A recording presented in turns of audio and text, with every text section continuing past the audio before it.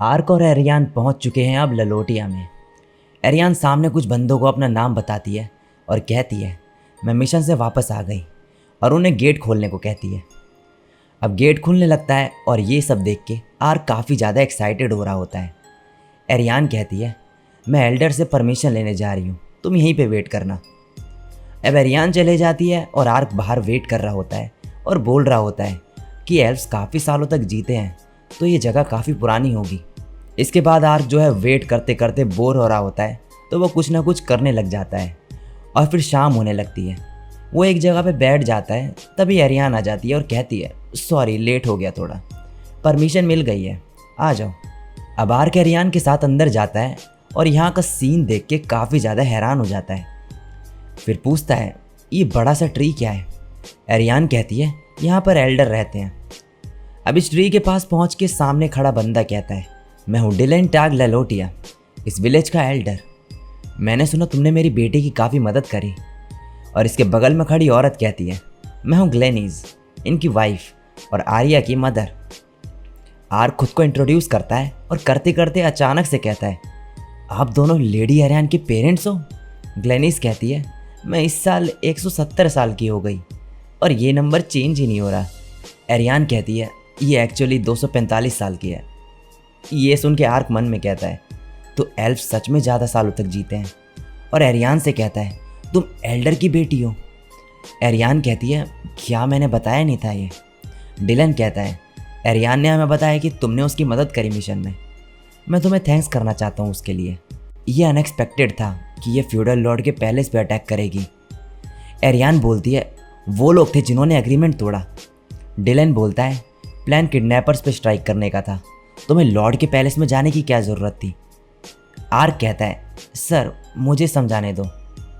अब ये सब अंदर होते हैं और डिलन कहता है तो डियंटो के लॉर्ड के कब्जे में थी जो एल्व्स, उन्हें बचाने के लिए ऐसा किया तुमने।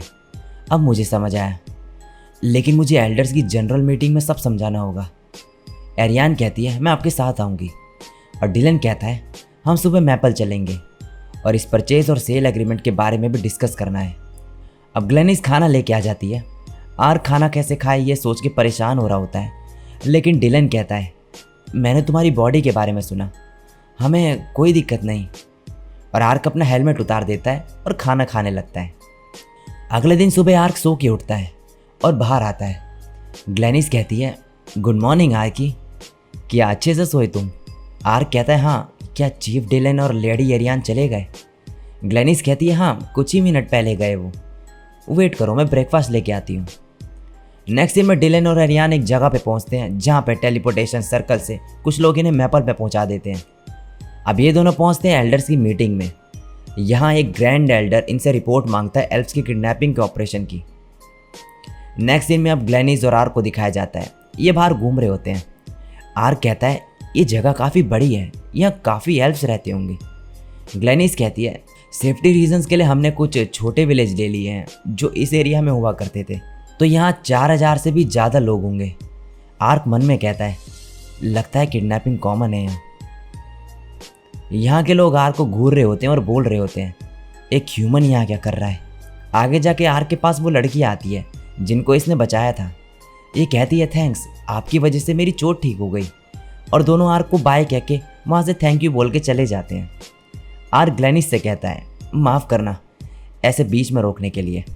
ग्लेनिस कहती है कोई बात नहीं, और आर्क को अपने साथ ट्रेनिंग मैच करने को कहती है।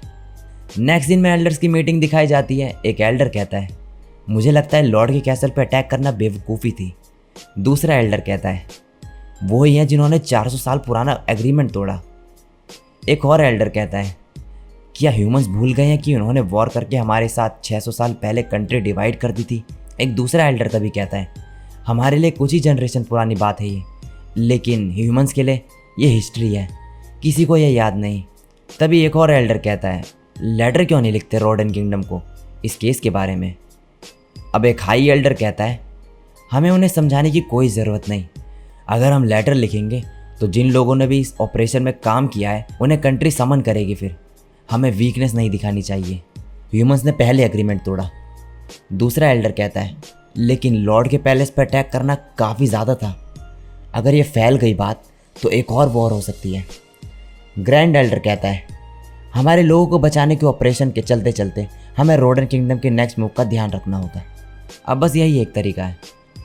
नेक्स्ट सीन में आर्क और ग्लेनिस आमने सामने होते हैं वुडन स्वॉर्ड को लेके। ग्लेनिस आर्क को बताती है कि उसी ने एरियान को स्वॉर्ड्समैनशिप सिखाई थी और डार्क एल्व्स में ग्रेट मैजिक की स्ट्रेंथ होती है। तो जब भी चांस मिलता है हम दूसरों की एबिलिटीज़ मेजर करते हैं। और एक मदर होने के नाते मैं देखना चाहती हूँ कि वो आदमी रिलायबल है या नहीं जो मेरी बेटी के साथ है। आर्क रेडी हो जाता है फाइट के लिए और ग्लेनिस उस पर अटैक कर देती है। वो इतनी फास्ट होती है कि आर्क को नीचे गिरा देती है और उस पर स्वॉर्ड रख के कहती है, तुम्हारी आंखें काफ़ी तेज़ है लेकिन अभी भी बच्चे हो तुम। अगर तुम देख नहीं सकते तो एटलीस्ट अटैक को डॉज करने का ट्राई करो। आर्क मन में कहता है, अगर मैं इस वर्ल्ड में रहना चाहता हूँ तो मुझे स्वॉर्ड्समैनशिप सीखनी होगी और मैं काफ़ी लकी हूँ कि एक एक्सपर्ट से सीख रहा हूँ। अब आर्क काफ़ी मैचेस करता है ग्लेनिस के साथ और पिटता रहता है। अब डिलन और एरियान आ रहे होते हैं। एरियान डिलन से माफ़ी मांगती है। डिलन कहता है, तुम बस हमारे लोगों को बचाने की कोशिश कर रही थी, हमें तुम्हारी अभी भी ज़रूरत है इन्वेस्टिगेशन करने के लिए। और आर्क को कमीशन देने की बात करता है इस काम में साथ देने के लिए। और फिर कहता है, हम मैपल आ गए और मैं एविन को देखना चाहता हूँ। लेकिन एरियान कहती है, क्या सिस्टर के साथ कुछ काम था आपको?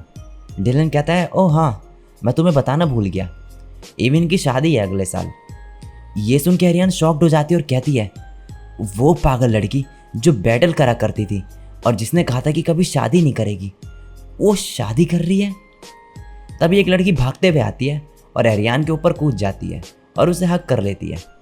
और ये एरियान की सिस्टर होती है एविन। एविन कहती है, मुझे पता चला कि तुम यहाँ आ रही हो तो मैंने अपना मिशन छोड़ दिया और तुम्हारे लिए वेट किया। और फिर डिलन को देख के कहती है, तो फादर भी यहाँ है। वैसे सबसे इम्पोर्टेंट ये है कि तुम मुझे सिस्टर नहीं बिग सिस बोलो, तुम काफ़ी बड़ी हो गई हो पहले से।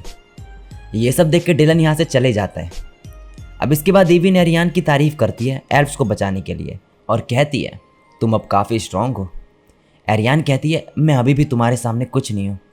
बाय द वे, मैंने सुना कि तुम्हारी शादी हो रही है, क्या ये सच है? एविन कहती है, हाँ। क्या तुम्हें जलन हो रही है कि तुम्हारे बिग सिस को कोई स्ट्रेंजर ले जाएगा? एरियान कहती है, वो पर्सन कैसा है? एविन बताती है कि वो काफ़ी अजीब है और बहुत ही ऑनेस्ट पर्सन है। और कहती है, क्या तुम्हें किसी में इंटरेस्ट है? एरियान बोलती है, नहीं। एविन कहती है, तुम्हारे रिएक्शन से लगता है कि है कोई। जो भी पर्सन तुमसे शादी करेगा उसे मुझसे ज़्यादा स्ट्रांग होना चाहिए, वरना मैं शादी नहीं करने दूंगी तुम्हें। एरियान कहती है, बिग सिस, तुम क्या मुझे शादी करने से रोक रही हो? और एविन उसे हक कर लेती है फिर से। दूसरी तरफ आर्क और ग्लेनिस अभी भी मैच कर रहे होते हैं और आर्क डायमेंशन मूव का यूज़ करके इस बार अटैक करता है, लेकिन ग्लेनिस इतनी फास्ट होती है कि फिर भी उसे हरा देती है। अब शाम हो चुकी होती है और ग्लेनिस खाना बनाने के लिए आर्क को घर चलने को कहती है और कहती है, मेरे पसीने निकल गए, नहाने का वेट नहीं कर सकती मैं। घर पहुंच के आर्क ग्लेनिस से कहता है कि उसे भी नहाना है। ग्लेनिस कहती है, तुम पोंटा को भी क्यों नहीं वॉश कर देते फिर? अब आर्क नहा रहा होता है और पोंटा को भी साफ कर रहा होता है और अब पानी में लेट के कह रहा होता है, जब से मैं इस वर्ल्ड में आया हूँ तब से मैं आज पहली बार नहा रहा हूँ। और लेट जाता है वहाँ पे। तभी एरियान भी यहाँ पर कपड़े उतार के आने लगती है नहाने के लिए और सामने देखती है तो आर्क लेटा हुआ होता है। उसे देख के वो जोर से चिल्लाती है।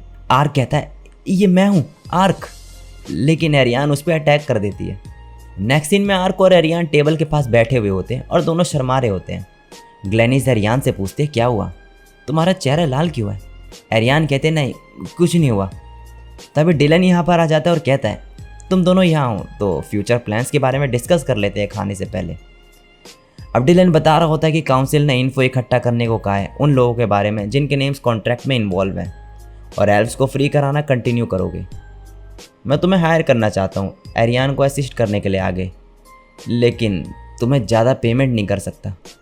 पैसे ना देने के बजाय डिलन आर्क को उसके कर्ज को ब्रेक करने के लिए एक इन्फॉर्मेशन प्रोवाइड करता है और एक स्प्रिंग के बारे में बताता है लॉर्ड क्राउन के पास, जो कोई भी कर्ज ब्रेक कर सकती है। आर्क पूछता है, ये लॉर्ड क्राउन क्या है? डिलन बताता है कि इस वर्ल्ड में बहुत सारे ड्रैगन्स हैं और टॉप स्पीसीज है ड्रैगन लॉर्ड। लॉर्ड क्राउन एक बड़ा सा ट्री है जहाँ ड्रैगन लॉर्ड रहता है।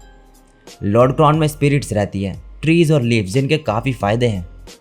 एरियान कहती है लेकिन हाई चांस है कि ड्रैगन आसपास ही रह रहा होगा, और अगर हमने स्पिरिट को ऑफेंड कर दिया तो मुश्किल हो जाएगा हमारे लिए। आर्क कहता है क्या वहाँ जाके ज़िंदा वापस नहीं आ सकते हैं। एरियान बताती है कि ह्यूमंस के लिए खतरनाक हो सकता है जाना, लेकिन अगर एल्व्स परमिशन ले तो वो आने देंगे। आर्क मन में कहता है ये कर्स वाली चीज़ तो मैंने बनाई थी मेरे कैरेक्टर के बैकग्राउंड के लिए, आरपी के लिए, लेकिन अब तो ये काफ़ी बड़ी चीज़ बन गई है। एरियान बोलती चिंता मत करो, मैं तुम्हारे साथ जाऊंगी स्प्रिंग में। डिलन बोलता है आर्क क्या तुम एल्व्स की थोड़ी और हेल्प करोगे। आर्क कहता है हाँ ज़रूर, और थैंक्स इस इन्फॉर्मेशन के लिए। अब ग्लेनिस खाना ले आती है और आर्क मन में कहता है कल मैं और लेडी एरियान जर्नी पे निकलेंगे मिसिंग एल्व्स को ढूंढने। नेक्स्ट सीन में आर्क बेड पे लेटा हुआ होता है और सोच रहा होता है कि क्या ये बॉडी सच में कर्स्ड है। मेरे पास एंटी कर्स्ड की स्किल है, अगर मैं खुद पे वो यूज़ करूँ तो शायद ये कर्स ब्रेक हो जाए। और बहुत सोचने के बाद अपना मैजिक खुद के हाथ पर ही यूज़ करके देखता है और उसका हाथ ठीक हो जाता है। ये देख के आर्क जोर से चिल्लाता है। और इसी के साथ ही एपिसोड यहीं पे एंड हो जाता है।